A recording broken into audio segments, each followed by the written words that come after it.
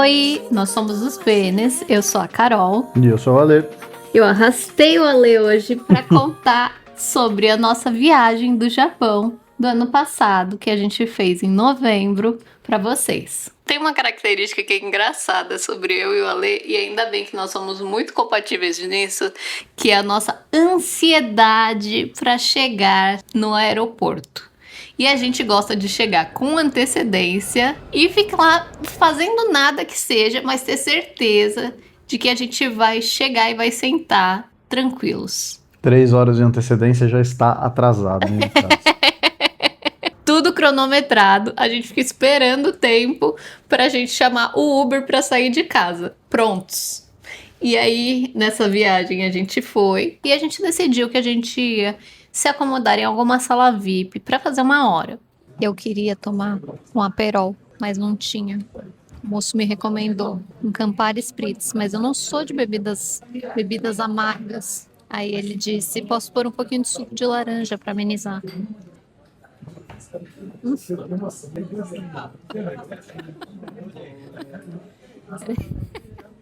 Esse negócio é horrível, parece um desinfetante, uma água sanitária saborizada.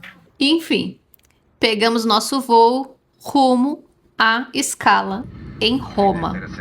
Com várias velhinhas que estavam indo, porque era o jubileu do Papa ano passado. Então nós fomos acompanhados de diversas senhoras católicas.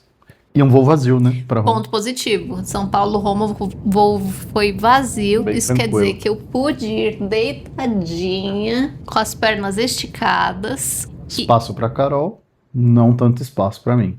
E aí, um ponto de destaque. Quando a gente parou em Roma, a gente tinha uma escala ali de umas 3 horas, né, meu bem? E aí a gente aproveitou para passar numa sala VIP que tinha logo depois da imigração. Que tinha a possibilidade... Oi. Que tinha a possibilidade de pagar, acho que era 15 euros, né, por pessoa, e a gente poderia tomar banho, usufruir da sala e tal, enfim. E aí, isso foi o melhor dinheiro investido nesse trajeto. Porque a gente pôde, assim, renovar. Porque, querendo ou não, depois que você passa 12 horas num voo, você fica meio com aquela nhaca de avião, assim. E aí, poder tomar um banho, respirar um ar fresco, sentir a água tocando seus pés que estavam com aquela meia de compressão por tantas horas. Foi maravilhoso. E aí, seguimos rumo ao Japão. Nesse voo que era um pouco mais cheio, tava bem cheio, inclusive, né? Você Assim, tava. fiz uso de um acessório que eu comprei na Amazon. Uma redinha de pé que foi, ó, show. Porque como eu sou pequena, ela me deu ali uma altura para ficar mais confortável no assento. Então, E no meu caso, igual o voo de São Paulo-Roma. é que quando a gente chegou no aeroporto, a gente desceu em Haneda, né, meu bem? Haneda. Existe um fluxo de transporte entre a cidade de Tóquio e os aeroportos via trem. Mas como nós chegamos depois de 20 e tantas horas de voo cansadíssimos, o Ale fez a seguinte sugestão: vamos pegar um Uber. Tem alternativas mais baratas, tem alternativas mais caras. Tudo que você faz, você consegue fazer de várias formas. A gente optou pelo nosso conforto. Só que o Haneda, o aeroporto de Haneda, ele é distante da cidade de Tóquio. Daria uma hora, mais Daria ou menos, de trem. Aproximadamente 1 hora de trem. A gente preferiu, nessa ocasião, por pegar o Uber. Porque Tóquio ainda é servida de Uber. Outras cidades têm menos oferta de Uber, mas Tóquio funciona normalmente. E aí, para isso, assim, a gente já tinha deixado instalado no celular, com um backup, se a gente precisasse, um aplicativo para o uso de táxi no Japão, que é este daqui. E aí pegamos o Uber saindo do aeroporto. Uma coisa que eu acho interessante falar é que esse trajeto, Haneda, Tóquio, deu 200 e poucos reais. E a gente até achou que pudesse ser mais caro, porque táxi e Uber no Japão é muito caro mesmo. E eu acho que nesse trajeto aeroporto Tóquio valeu muito a pena. Nesse caso, valeu muito a pena. A gente tava muito cansado. A gente tava com 4 malas. Você pegar, e a gente chegou num horário que a gente não sabia como é que ia ser, a gente ainda não tinha, né, obviamente, utilizado o transporte público no Japão, a gente tinha acabado de chegar, então a gente não sabia se seria lotado, como é que seria e tudo mais. Então, dessa vez a gente optou por isso. Foi muito bom, ajudou bastante, mas tem várias alternativas. Tem o táxi também, tem o metrô, tem o ônibus, tem aí uma infinidade de opções. Chegamos em Tóquio, eram 11 e pouco da 11 e pouco, manhã, né? estávamos morrendo de fome, mas mais do que fome, não foi porque a gente não comeu no avião. A gente estava morrendo de vontade de comer comida japonesa, porque ficamos meses fazendo a curadoria de todos os lugares que a gente queria visitar. E de E todas aí, as comidas que a gente queria comer. todas as comidas que a gente queria comer. E aí, o primeiro lugar que fomos foi pra comer a comida preferida do Alê. Que é o carê. E o lugar que a gente escolheu foi o Joto Curry, que por acaso era embaixo da estação de Shinjuku.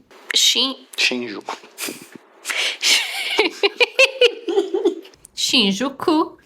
E foi ótimo, porque foi assim, uma verdadeira experiência que a gente estava esperando.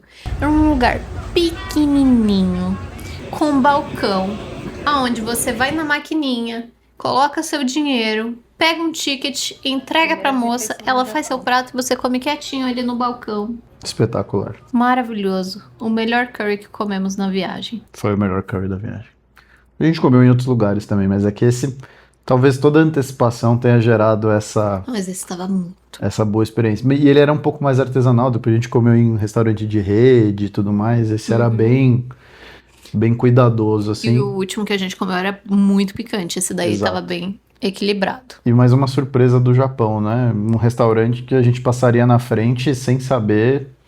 Ele tinha uma portinha, ele era até bonitinho por dentro, mas pequenininho, não chamava atenção, mas a Carol já havia pesquisado antes e foi realmente uma delícia. Foi uma experiência muito, muito boa. E foi nossa estreia gastronômica no Japão.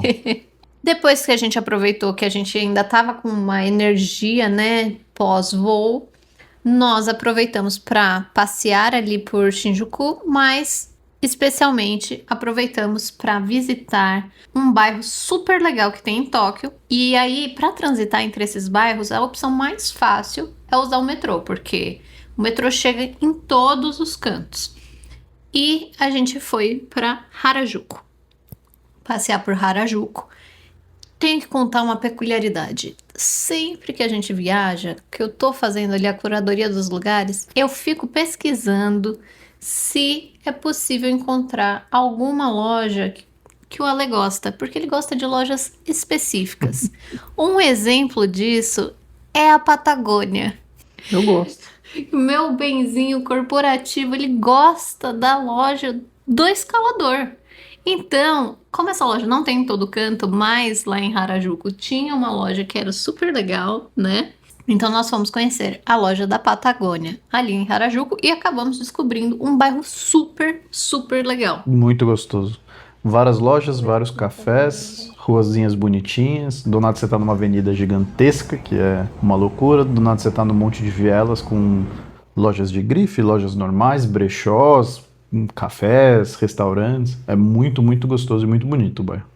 Neste momento, aqui só vai ficar o relato da nossa memória, porque a gente estava meio cansado da viagem e descobrindo um pouco ali também no país onde a gente tinha acabado de aterrissar. Então, fica aqui só o nosso relato.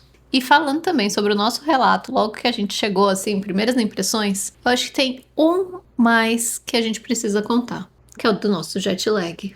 E a visita a Don Quixote às 3 da manhã. Realmente. A viagem é cansativa demais. Tanto a ida quanto a volta. Assim, a gente fez com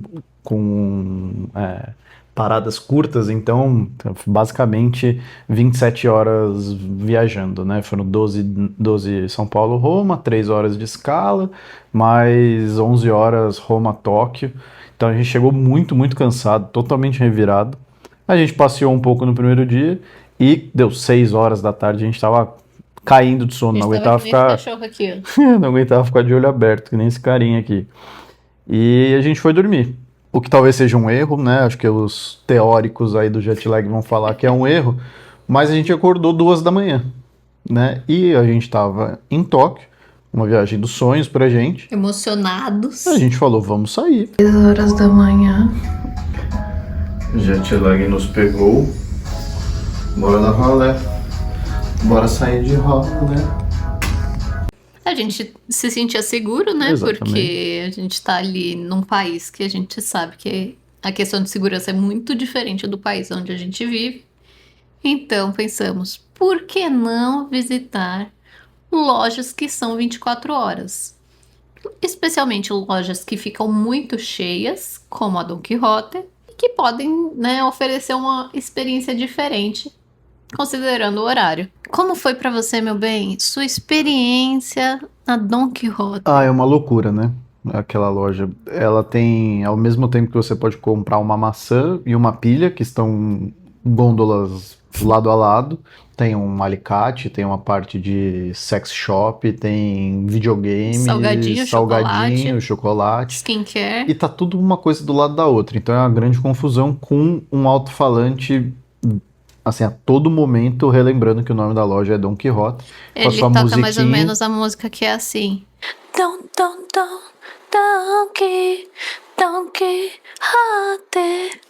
A todo santo momento. Então, assim, é quase uma tortura psicológica, mas é muito interessante, porque tem muita coisa. Muita coisa. E Então a é gente conseguiu se quase divertir. que o mundo à parte, porque você tá nas ruas de Tóquio, um silêncio absoluto, e aí você entra Naquele caos num absoluto. caos que, olha, é realmente uma É experiência. uma experiência diferente.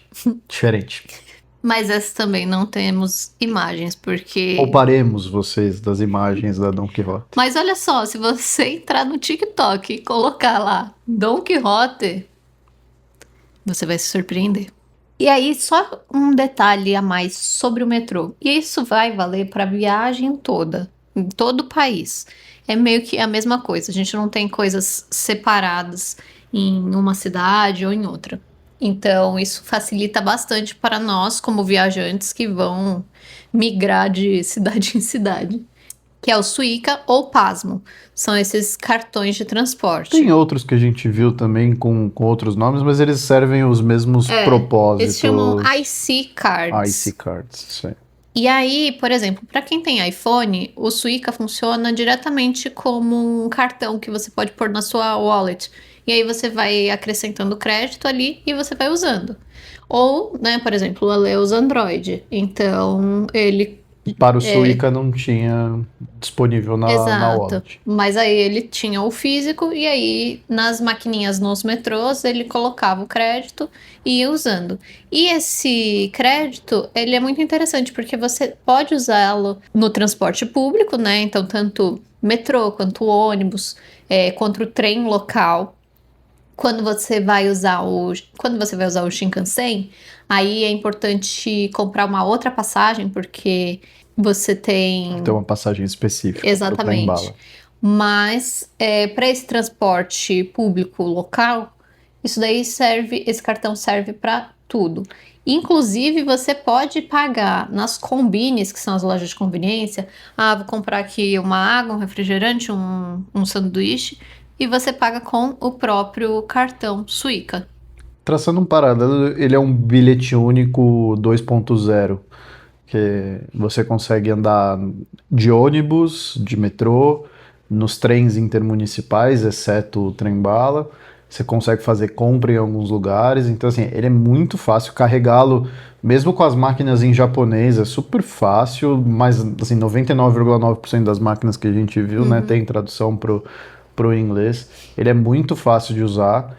E é só e de uma carregar. dica que a gente viu e seguiu, é de sempre colocar pouco crédito. Então, você ir colocando crédito por quanto pouco. você vai usando, porque depois você não consegue restituir. Exato. E é tão fácil colocar, as maquininhas são tão práticas, é tão rápido que você não perde tempo. Por vezes a gente ia, na primeira viagem da manhã, quando a gente ia pegar o metrô, ia lá, carregava, você coloca lá 1.000, 2.000 ienes, que a conversão disso vai ser 20, 30 reais. Você coloca e roda bastante durante o dia. A gente ficava fazendo isso quase que no começo de cada um dos dias, porque, como a Carol disse, para não ficar sobrando lá, e depois no final ainda tinha um pouquinho, a gente gastou nas combines. Aí você compra um monte de doce, sorvete. bala, sorvete, que as combines são um episódio à parte do Japão. E para encerrar esses nossos dias por Tóquio, antes de partir pro Fuji, o trem que a gente achou que era ônibus. A gente quis ficar hospedado próximo à estação de ônibus de Shinjuku. Compramos o ingresso para a próxima cidade que a gente ia, que era Kawaguchiko, que vai ficar para um outro episódio. Mas quando a gente comprou online, no caso eu só não reparei um detalhe, que o ônibus na verdade era trem. Era muita emoção que a gente ia pro Fuji. E a gente ficou horas, como comentamos no começo desse vídeo, nós somos muito ansiosos. Então a gente chegou com antecedência, ficou acompanhando o quadro, esperando sair o horário, o portão do ônibus e nada de bater com o horário que a gente tinha ali nos nossos ingressos. Até que o Ale teve uma brilhante ideia. Ele disse: vou perguntar na central de informações. Todos os lugares de transporte público, seja de ônibus, de trem, de metrô, todos têm alguma cabine de informação onde vai ter ali um ser humano abençoado que vai fazer de tudo para te ajudar. Não necessariamente eles falam inglês, mas eles são muito solícitos. Então, nesse caso, foi uma senhora que indicou pra gente o caminho. Felizmente, a gente não estava distante, né, da onde a gente sim, deveria era no andar de baixo, sim. Pegar o trem, porque esse é um complexo enorme ali em Shinjuku de transporte. Então, tem a parte dos ônibus, tem a parte do metrô e a parte dos trens. Enorme mesmo, assim, é muito grande. E aí era só a gente mudar de andar e plataforma e a gente conseguiu resolver tranquilamente. Dado que somos ansiosos e estávamos, né, com o horário tranquilo, a gente conseguiu corrigir a rota. E aí, trem rumo a Kawaguchiko.